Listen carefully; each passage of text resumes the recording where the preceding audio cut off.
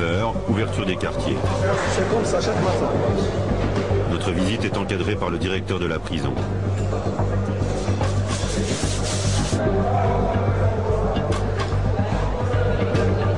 20 heures d'enfermement dans des cellules surpeuplées, 4 heures de plein air par jour, des week-ends entiers enfermés. Pas de travail, pas de soins, des épidémies de gale qui se propagent. Ici, les conditions d'incarcération sont dures.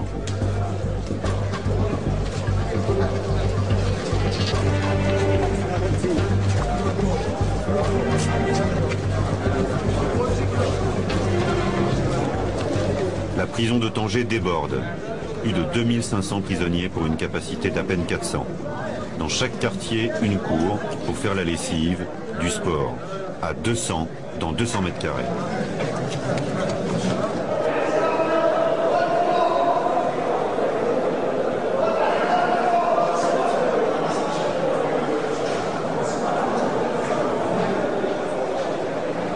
Dans les couloirs désertés du quartier M, nous rencontrons Sébastien. Il vient d'être arrêté une semaine plus tôt, pas encore jugé. Il a 25 ans. Qu'est-ce qui t'arrive? La douane, ils ont trouvé 95 kilos dans ma voiture. Dans ma voiture. Je leur ai dit, j'ai rien fait, on m'a volé ma voiture. J'ai fait une déclaration à Kinitra. Et voilà, et je suis là.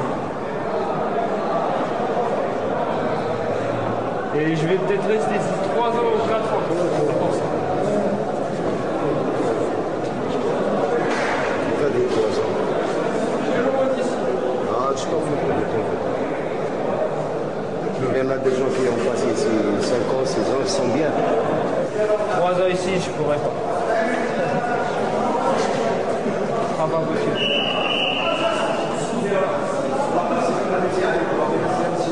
J'ai jamais vu tout ça. Jamais j'ai vu des gens comme ça. C'est-à-dire Autant de malheurs d'un coup. t'as déjà trempé dans des trucs comme ça? Jamais. J'ai jamais fait des trucs... J'ai toujours essayé d'être le plus droit possible. 95 kilos de hashish dans une voiture, c'est le début de l'histoire de Sébastien. Maître Tanouti est un des avocats conseillés par le consulat de France aux familles. Pour 1000 €, le père de Sébastien l'a chargé du dossier de son fils.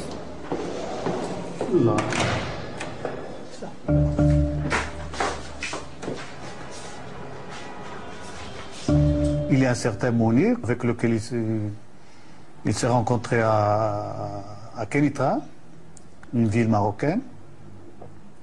Ce type lui dit, vous êtes de Toulouse, moi aussi je suis de Toulouse, est-ce que vous pouvez me prêter la voiture pour une journée, je vais faire une quoi? Bon, mon client, il a dit non, non, non. Et après, il lui a laissé la voiture. Elle est restée chez lui entre le 9 et le 10 du mois de juin. Après, il a vu qu'il n'est pas revenu parce que c'était pour un prêt de voiture pour une demi-heure ou pour un quart d'heure ou pour quelque chose comme ça. Il est parti à la police pour faire une déclaration de vol. Mais malheureusement, il n'a pas de reçu. Je crois à mon client. Moi, je suis ici pour le défendre. Simplement, je trouve un peu son histoire bizarre. Parce que même le tribunal, au tribunal, ils vont trouver que c'est une histoire un peu bizarre. L'histoire de Sébastien ne tient pas la route. Retour en prison pour interroger les Français déjà condamnés. Pour nous, c'est toujours le même rituel, une longue attente dans le bureau du directeur. Ici, beaucoup d'étrangers disséminés dans les 11 quartiers de la prison, la plupart pour trafic de drogue, une majorité de Français.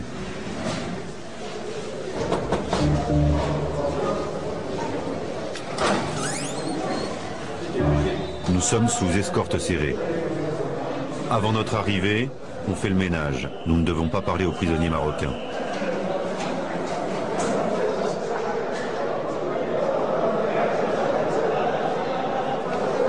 Nos interlocuteurs seront triés sur le volet, car certains quartiers nous sont interdits.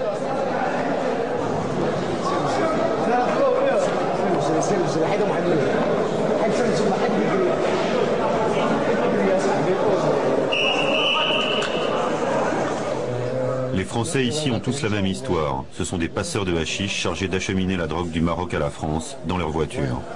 Moi, 40 kilos. 40 kilos. Combien d'années?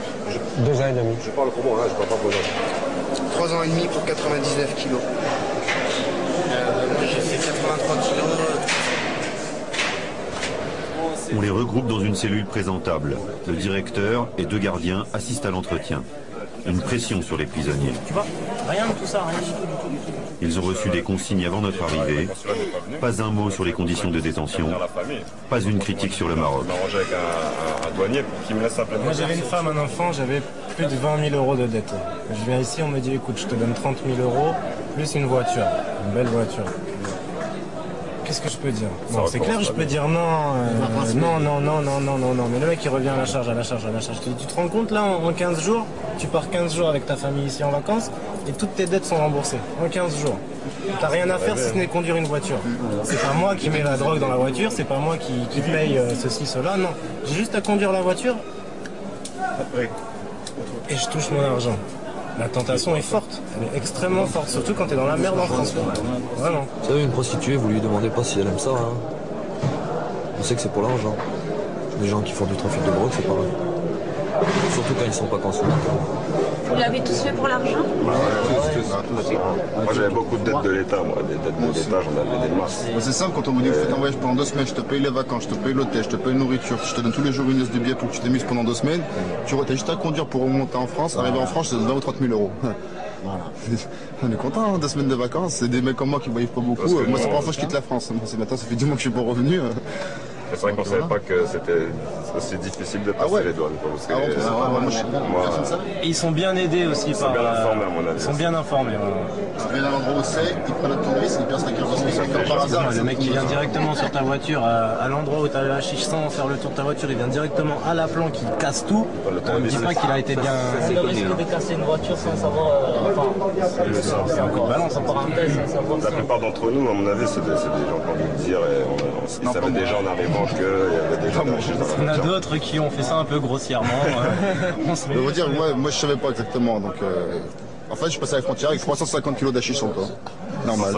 En pensant qu'il avait une cinquantaine de kilos dans la voiture. L'histoire du passeur commence donc en France. Mais aucun des détenus ne voudra parler de ses commanditaires. Rien non plus sur l'arrestation en douane, la garde à vue, le procès.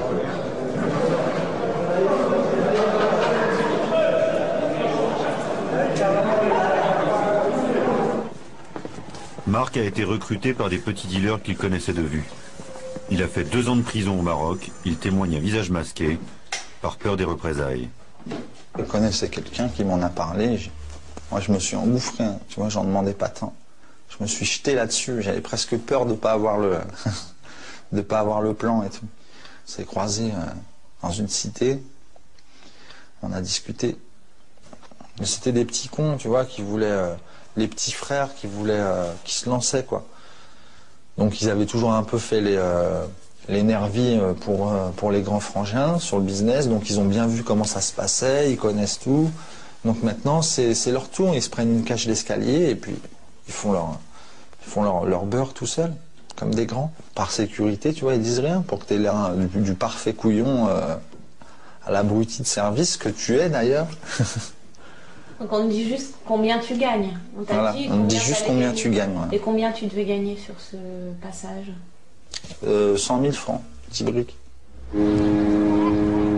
Port de Tanger. En face, l'Espagne, à seulement 14 km. Ici, l'été, un ferry toutes les heures. 5000 véhicules en transit chaque jour. C'est dans ce flux que les passeurs tentent leur chance.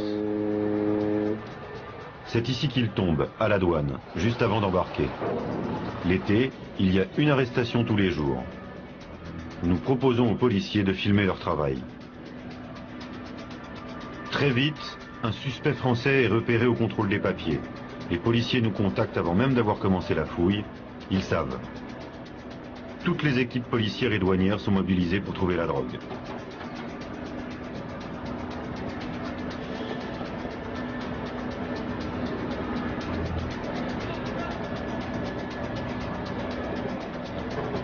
Sans chien renifleur, juste à l'aide des tournevis, on teste la résonance de la carrosserie.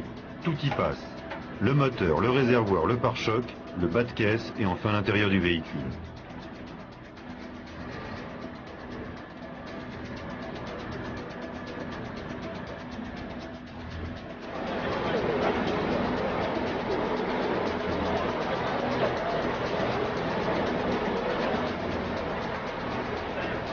Un coup de tournevis dans le plancher, la drogue est découverte.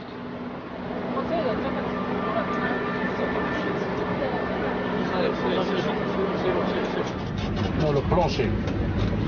Le plancher, le double. Paul a 47 ans, il est père de famille, employé municipal. Comme lui, chaque année, 55 Français sont arrêtés au port de Tanger.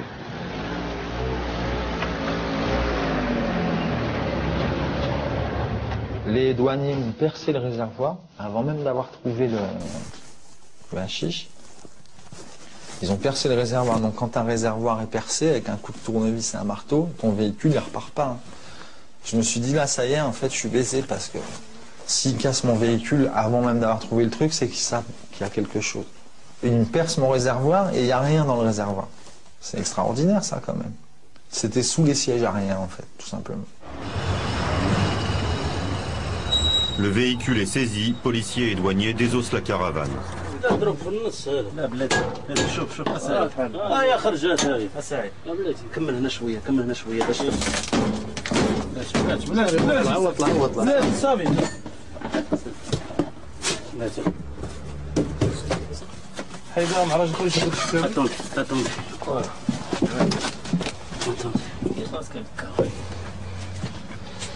amenez-le s'il vous plaît pour qu'il voit ça.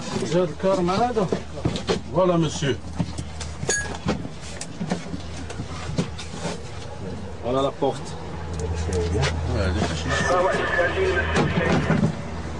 Bon, vous allez me raconter comment l'idée vous a tenté, c'est-à-dire pour entrer au Maroc et réaliser cette affaire ici. Au commissariat du port, nous assistons à un interrogatoire courtois en français. Moi j'étais en fait assis par terre, tu vois, les mains dans le dos, les pieds et les mains liés dans le dos et les pieds liés devant, comme ça, un peu en position du fœtus. Les yeux bandés, tu vois, il m'avait mis une cagoule sur la tête. Puis ça frappait, quoi. Devant la caméra, pas de violence bien entendu. Rien non plus sur les renseignements qui ont permis l'arrestation. Juste une intuition. Les caravanes sont les spécialités des Français. Il y a beaucoup de Français qui parlent avec les caravanes. C'est pour cela qu'un Français dans un caravane est tout seul. Il y a les voitures légères. Si vous avez constaté, il y a les affaires des bébés, des enfants, et lui il est seul. Donc qu'est-ce qu'il fait ici? Bouteille de champagne, c'est personne. Ça serait bon. Quand on ne connaît pas la langue, je ne comprends pas l'arabe, donc on te parle, tu ne comprends pas, c'est pas évident. Et des fois, souvent, il y a des malentendus qui peuvent déboucher sur des bagarres exprès parce qu'on ne comprend pas la langue, l'autre en face, il ne te comprend pas non plus, et il croit que tu l'insultes ou que tu... alors que c'est pas le cas. Et ça, c'est... Ça arrive souvent. Ça arrive souvent. Moi, je pense que quand on sort d'ici, tu ressors traumatisé. Comportement... Bon, moi, j'ai une nature calme, mais je reconnais que je vais être changé. Ouais, tu vas être un peu violent. Violent, voilà. Parce que quelque tous les jours des bagarres, tous les jours du sang, tous les jours des... C'est ce que tu vois ici. C'est ce que tu vois ici. Ce que tu vois tous les jours. Ce que tu vois ici tous les jours. Traumatisé. C'est ça, c'est ça. Il se taille tout le corps avec le couteau. Et la gorge. On s'agresse les uns les autres, mais on ne fait pas couler le sang parce que sinon on est jugé de nouveau, on est torturé, on est comme ça. Donc plutôt que de frapper quelqu'un, ben je me mutile pour lui, en face de lui. Tu vois ? Donc si toi tu me menaces, on doit se battre, moi je prends mon couteau, au lieu de te planter toi, je me coupe pour toi.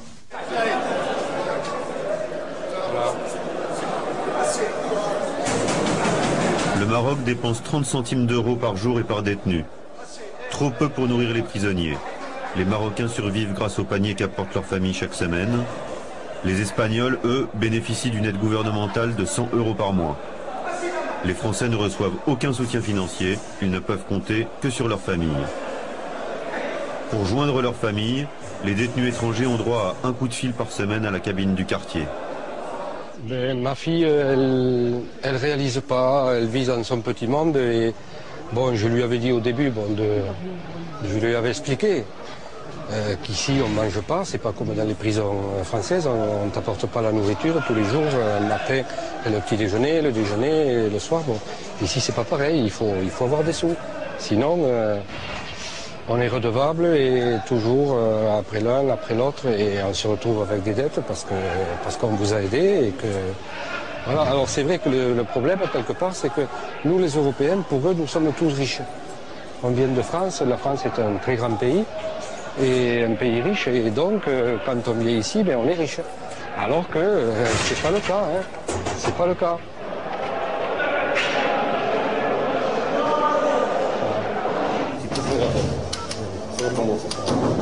Dis-moi ma chérie, tu m'avais envoyé un colis? Oui, tu l'as reçu? Mais non, toujours pas. Oh, tu vois, c'est des salauds, parce qu'ils m'ont dit le plus rapide, j'ai payé 60 € rien que pour le colis. Tu as payé 60 € de frais à la poste pour que 57, ça aille... exactement 57 €. 60 € de frais. Voilà. Hein, c'est cher, hein. Putain, ouais, alors la prochaine fois, comme je me suis dit, il vaut mieux envoyer un mandat. Hein. Eh bien, tu vois, non, mais c'est ce que j'allais te dire, justement. Ah ouais, Bon, ben, je vais faire une réclamation. Voilà. Mais ce qu'il faut faire, ma chérie, parce que moi, je mange 2 fois par jour, hein. Ouais. Voilà, je mange 2 fois par jour et bon... Et oui, je sais, oui. Et ça, il faut m'envoyer un mandat régulier, tu vois, ouais. tous les mois, bon, ce que tu peux. Hein. Voilà, allez, au revoir ma chérie, à demain.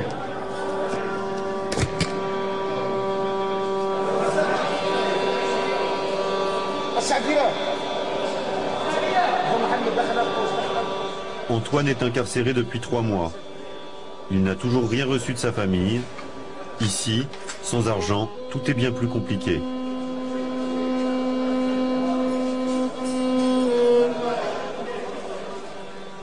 Tout est à la charge du détenu. C'est-à-dire c'est le détenu qui fait fonctionner la prison financièrement. C'est le détenu qui peint sa cellule, c'est le détenu qui lave par terre. Tu vois, c'est nous qui achetons le savon, c'est le détenu qui paye le maton, c'est le détenu qui fait tout, qui paye sa bouffe, c'est le détenu qui paye ses médicaments.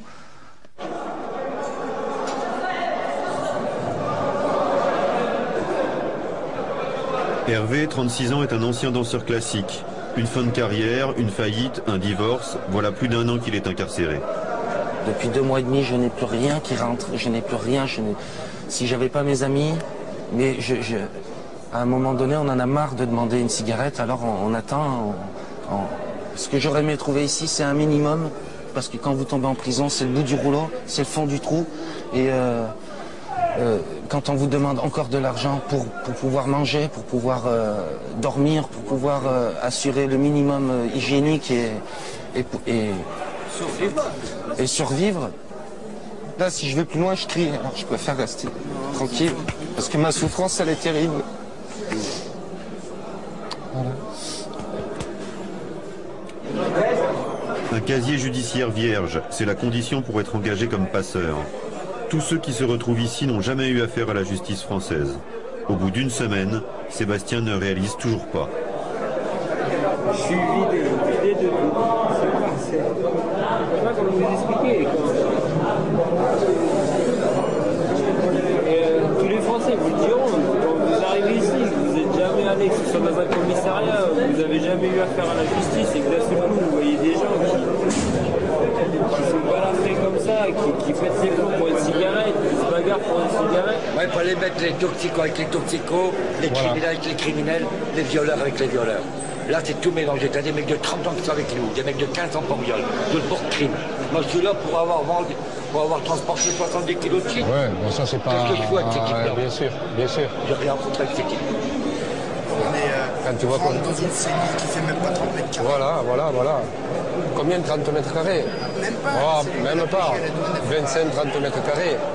Et on est 25. On est entassés, les mecs qui pissent partout, c'est même pas nettoyé ça. Ouais, ici, là, oui.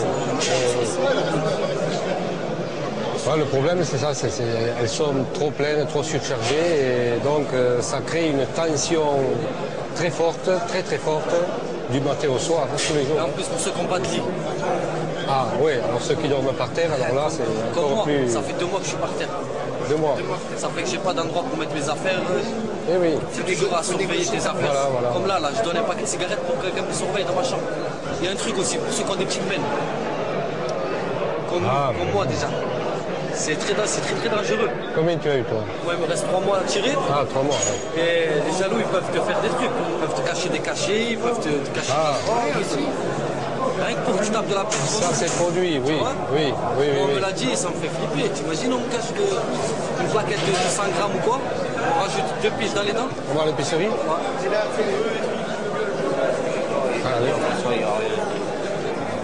Hassan, l'épicier, tient boutique dans la prison 2 fois par semaine. Il vend le nécessaire aux détenus étrangers qui ont de l'argent. Combien ça vaut une comme ça, là? Ça, c'est chouette. Bien, ça. Le kilo de dirham, c'est quoi? Le kilo. Le kilo. Pour le kilo. Ouais, ça doit peser au moins 6 kilos, non? 10 kilos. 10 kilos, hein? Ah ouais. 10 kilos et demi. Ouais, 10 kilos et demi, oui. Donc ça fait 27 grammes. 20 grammes. Ces prix sont étudiés, majorés. Il faut au minimum entre 100 et 150 euros pour tenir un mois en prison. Mais quand on n'a pas d'argent, comme Antoine, il faut mendier ou travailler pour ses codétenus. Depuis peu, le consulat de France ne tient plus les comptes. Dans une prison où la corruption fait loi, c'est l'épicier lui-même qui gère directement l'argent envoyé par la famille. Le consulat ici, c'est la bête noire des détenus. Incompétent, absent, que fait-il vraiment lorsqu'un Français se fait arrêter? Sur un portable qui circule dans sa cellule, nous parvenons à joindre Paul. Il est incarcéré dans un quartier où nous n'avons pas accès. C'est dur. T'es dans une chambre où tu es le seul Européen? Ouais, il y a un autre gars avec moi. D'accord. On est 2. Ouais. Tu as un lit? Non. Tes co-détenus, c'est difficile à vivre avec eux? Ah oui. Tu peux me dire ce qui se passe ou c'est difficile? Bah, je peux pas trop t'expliquer là. Tu as de quoi manger? Oui et non. Parce que là, ils donnent pas manger, tu sais. Ouais. Et tu as pas d'argent sur... Ta famille n'a pas pu t'envoyer d'argent? Pas encore. D'accord. Et comment tu fais alors pour te nourrir? Bah, il y a un pote ou deux là. D'accord.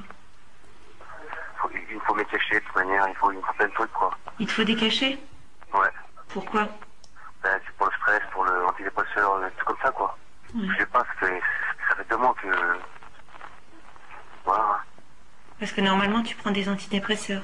Ah ouais, je prends, ouais. Tu les as vus les gens du consulat? Non, pas encore. Donc tu as reçu de l'aide de personne jusqu'à présent? Personne. Non, bah ils m'ont aidé en rien dans la mesure... Quand ils m'ont conseillé un avocat, bon bah c'était une merde, une sous-merde d'avocat. Quand il a fallu faire, tu sais, relayer des informations, de la correspondance avec la France, ils n'ont pas été foutus de le faire, à aucun moment.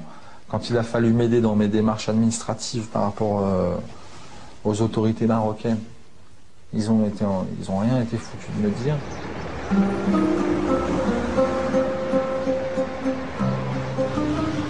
Sœur Monique, âgée de 75 ans, est la seule qui se déplace régulièrement, tous les 15 jours, pour visiter les détenus français. Elle est mandatée par le consulat, ce qui lui donne l'accès à la prison. En quelques minutes, elle part au plus pressé. Soutien psychologique et dépannage de fortune sur ses propres deniers. Petit panier, par exemple. J'ai pas mon pauvre ami. Moi, j'ai pas de sous. Hein. Et le consulat n'a pas de. Le consulat n'a pas de fonds non plus. Alors moi, ça me dégoûte d'être française parce que le gouvernement français n'a rien pour les Français. Et ça, c'est la poisse.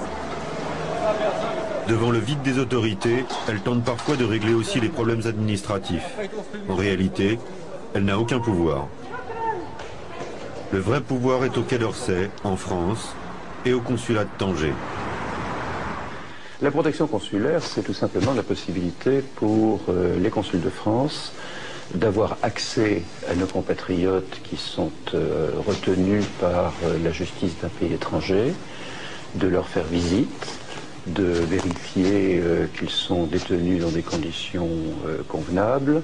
Les familles des détenus comme les détenus se sentent abandonnés par la France, nous disent qu'ils ont honte d'être français parce qu'ils sont démunis, sans aide, ni matérielle, ni psychologique, et administrativement, c'est aussi difficile.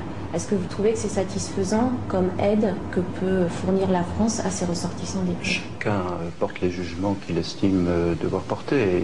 Moi, je vous redis que nous faisons le maximum de ce qu'il nous est possible de faire dans des conditions telles que celles-là. Allô? Oui, bonjour monsieur.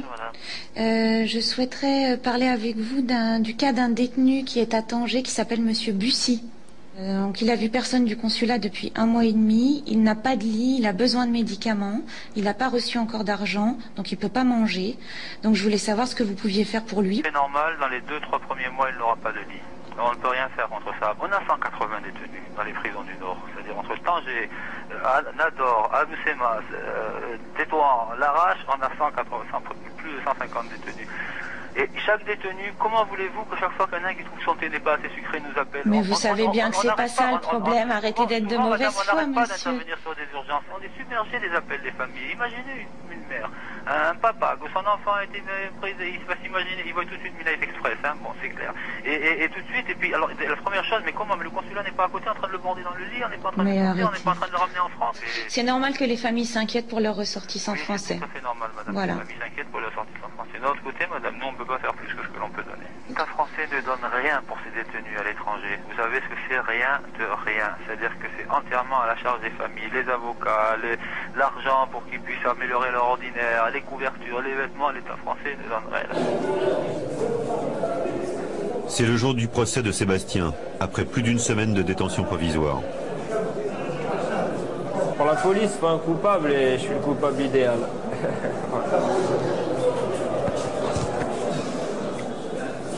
Ouais, j'espère que la vérité, ça va payer. Au moins une fois. Oui. Sébastien.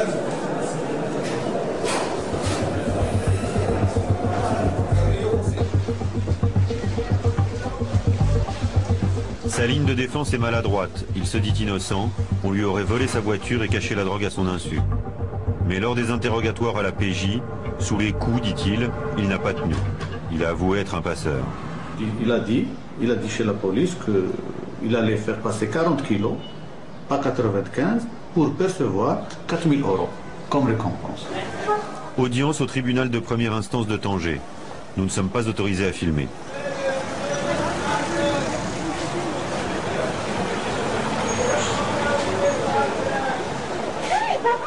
Le procès, ouais, c'est parodie de justice. Mon avocat qui sait plus comment je m'appelle, qui sait plus combien j'ai d'enfants, n'importe quoi. Ça a duré peut-être un quart d'heure. L'huissier s'est réveillé pour me glisser à l'oreille 4 ans. Tain-l'Hermitage dans la Drôme. Sans nouvelles de son fils depuis l'incarcération, le père de Sébastien attend le verdict. Son seul contact, l'avocat. Comment ça s'est passé le procès? J'ai pas tout compris parce qu'il parle en arabe, donc c'est pas... Même la sentence, j'ai pas compris, c'est le policier qui m'a dit ce que j'avais. Allô? Allô? Oui, bonjour, c'est monsieur Sagevalier, oui. C'est monsieur Sagevalier. Oui, écoutez, je viens de sortir d'audience, ils ont donné déjà le résultat. Alors votre fils, il a été condamné pour 3 ans ferme, une amende judiciaire de 25 000 dirhams et payer une indemnisation au profit des douanes. J'ai jamais rien fait de ma vie. Mais je peux vous dire que ça va pas tarder. Je resterai pas 3 ans ici, ça c'est sûr. Aucun des Français qui se retrouvent derrière les barreaux à Tanger ne pouvait imaginer une condamnation au Maroc. Des passeurs qui n'ont pas même mesuré les risques de l'opération. Dans les couloirs de la prison, tous ressassent l'arrestation. La drogue mal cachée, des douaniers qui savent, et depuis l'incarcération, le silence des commanditaires. Parce que tu as été manipulé? Ah oui, carrément, bien sûr.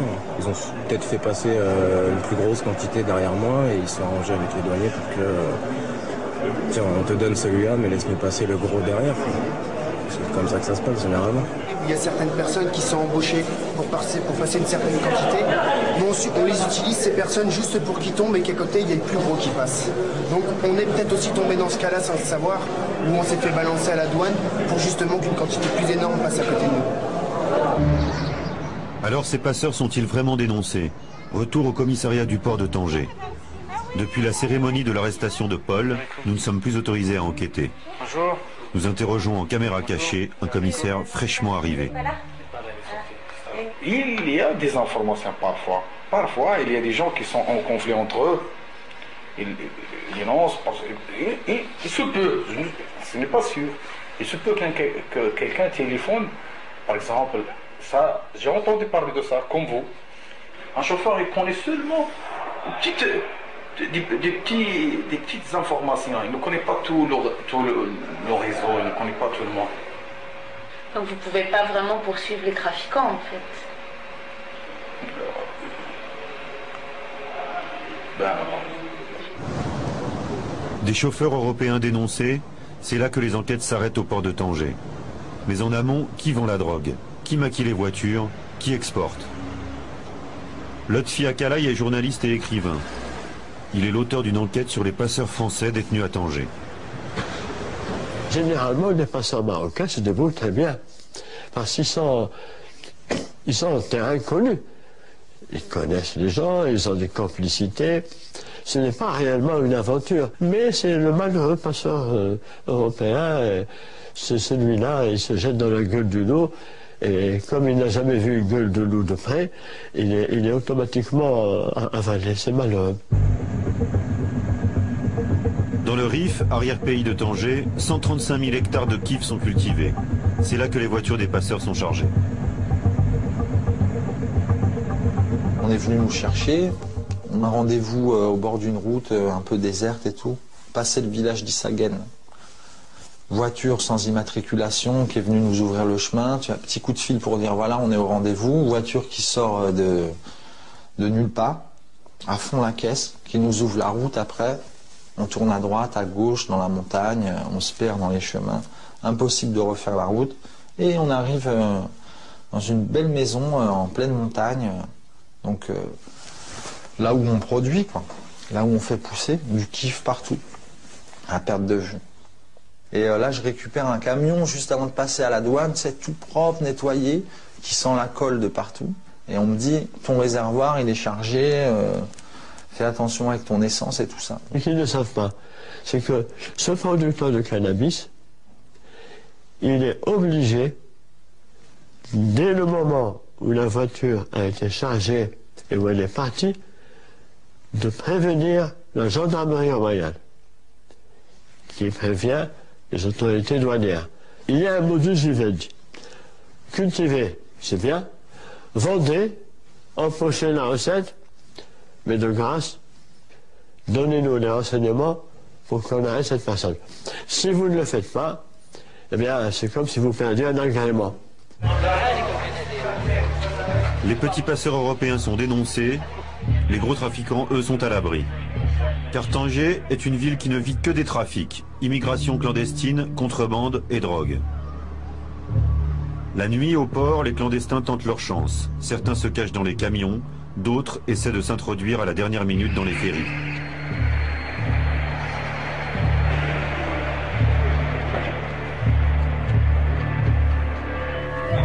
Dans les ruelles de la Médina, la vieille ville, le hashish est partout.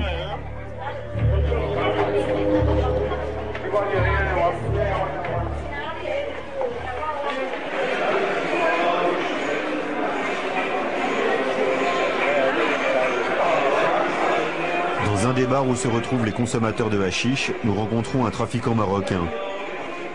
Ahmed est passeur professionnel en mer. Depuis des années, il convoie le hashish à travers le détroit de Gibraltar. Et moi, j'aime bien faire le trafic et le faire avec honneur. Je ne paye pas ni les Espagnols, ni les Marocains. Je le fais comme ça. Un trafic comme un trafiquant. Parce que je suis sûr que les Marocains n'ont jamais m'arrêté parce que moi, je suis un vrai pilote. Un vrai pilote de Zodiac. Et Je connais très bien comment m'escaper, comment me fuir. Tu vois le phare là-bas, au-dessus du phare. Là-bas, il habitait un homme qui s'appelle le Loup. Tout le monde le connaît. Il est ami de tous les ministres, ami de tout le gouvernement marocain, ami. Il a construit un port qui n'existe pas sur la carte. Lui, il a fait. Et tout le monde sait ça, tout le monde sait ça, qu'il y a des clandestins partout, des trafiquants de drogue partout qui payent. Moi, j'exige. Ils payent la gendarmerie, ils payent la marine, ils payent la douane. Les trafiquants payent pour qu'on travaille ici. Tous les jours, il y a des départs de marchandises. Presque tous les jours. Presque tous les jours. Ça, c'est une chaîne, on ne peut pas s'arrêter. Ça, c'est une chaîne. La villa du Loup domine la plage. C'est ici que part le gros du trafic, dans cette région qui va de Tanger à la côte algérienne.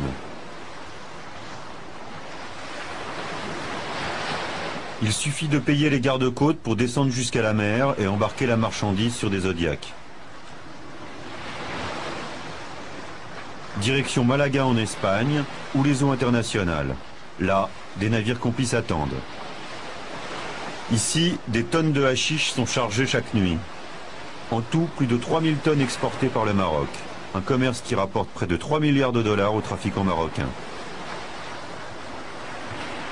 Le Maroc est incontestablement le premier producteur mondial et le premier exportateur mondial, très loin devant le Pakistan, l'Afghanistan et d'autres pays, si on se fie aux saisies réalisées dans le monde, bien que dans ces pays-là, il n'y ait pas d'évaluation de terrain. C'est la plus forte entrée de devises au Maroc, et donc c'est une bouffée d'oxygène pour l'économie, qui a d'autres ressources, en particulier les remises d'argent des travailleurs immigrés, le phosphate, etc. Mais celle-là est sans doute la plus importante, et donc le pays pourrait difficilement s'en passer. En France, le père de Sébastien se rend à une réunion de la Clé, une association créée par la mère d'un ancien détenu. Le seul soutien psychologique et administratif dont les parents disposent. Entrez, on va amener des sièges. On est impuissant. On ne peut rien faire. On a toujours des questions sans réponse, on ne sait jamais avec qui on se demande s'il n'y a pas une possibilité quelque part que ça se passe différemment et qu'on ne la connaisse pas. Tout ce qu'on essaie de faire, on ne sait jamais si c'est suffisant. Si c'est vrai que, bon, avec les autorités françaises compétentes, on a presque une fin de non-recevoir. C'est du vent, en fait. Il faut payer suffisamment de choses dans nos impôts, dans nos cotisations, pour que nos prisonniers extérieurs aient au moins un minimum de bien. C'est ça que je dis, c'est là qu'il faut bouger. Le Maroc réprime, mais fait le tri. Arrêter un petit passeur français a deux avantages. Montrer de la bonne volonté à la France, sans ébranler le trafic, et pointer du doigt le pays consommateur. De son côté, la France refuse d'aider financièrement le Maroc pour endiguer le trafic. Elle le tolère. Nos ministres de l'Intérieur successifs, souvent indépendamment d'ailleurs de leur couleur politique, ont un discours très agressif à l'égard du cannabis, qui mènerait aux drogues dures, etc. Et ce discours contraste avec le fait que l'on évite de nommer le Maroc. Il y a un silence à tel point qu'il y a des pressions sur les policiers français pour qu'ils ne mentionnent pas trop le Maroc au moment des saisies. On craint de déstabiliser le régime, de fournir des arguments aux islamistes et donc de s'aliéner en pouvoir ami. Pourtant, 90% du hashish de nos cités vient du Maroc. Le marché est vaste et lucratif. Les petits réseaux y trouvent leur place. Ce sont eux qui embauchent des passeurs comme Paul et Sébastien. T'es commanditaire, t'en as plus jamais entendu parler? Non. Enfin, pas pendant mon incarcération, non. Bon, après, oui, je les ai revus, moi, ici, à Paris. De nouveau à Paris, mais j'avais pas l'intention de me faire payer. Hein. Je me faisais pas d'illusions. Je suis venu vraiment pour voir comment ça se passait, comment ils me percevaient. Donc les mecs au début m'ont bien reçu, puis ils ont tout de suite cherché à me mettre la pression. Ils ont voulu me faire passer pour une balance et tout ça. Donc le ton est monté un peu. Donc là j'étais pas du tout... j'étais sur un terrain en pente là. Il y avait du lascar partout, du pit, des armes. Ouais, j'ai fermé ma gueule, quoi, puis c'est tout. T'étais le pigeon parfait, disons. Ouais. Le pigeon parfait. Une cité de la région parisienne, plaque tournante pour le trafic. Nous retrouvons le chef d'une filière d'importation de hashish entre le Maroc et la France. C'est un commanditaire. Il recrute ici ceux qui prendront le risque, sans le savoir, de finir à Sadfilage, la prison de Tanger. Vous pouvez me dire combien de passages vous organisez par mois? 5. Donc il y a 5 passages par mois à peu près. Combien il y en a qui se font arrêter aux douanes? Sur 5 passages, au minimum, des fois ça passe, tout dépend des mois. Surtout au mois de juillet-août, ça passe très bien. Et le reste du temps, 2, ça peut être 4 passages, ça peut être même 5 passages carrément. Les 5 passages du premier mois, on n'a rien, tout part à l'eau. Et vu la quantité et vu le prix qu'on l'achète au Maroc, on peut le faire, on peut se le permettre. C'est pas grave de sacrifier de la marchandise C'est pas grave, pas du tout même. Mais bon, on gagne pas assez, mais sur une quantité déjà, sur un passage, on a déjà amorti les 5 passages. Comme les ils savent passeurs, c'est des passeurs professionnels? C'est un banlieusard, normal. Un banlieusard qui est en galère d'argent, qui n'a pas d'argent. Il fera n'importe quoi pour gagner un petit billet. À partir de là, c'est bon, il est OK. On leur dit jusqu'à maintenant, il n'y a jamais eu d'arrestation, il n'y a jamais eu de problème. Mais à partir de là, ça a eu de choisir. Hein. Non, on ne fait jamais de passage, mais jamais. Je suis conscient. Jamais je ferai un passage. Jamais de la vie même. Même si je suis en galère d'argent, je ferai autre chose.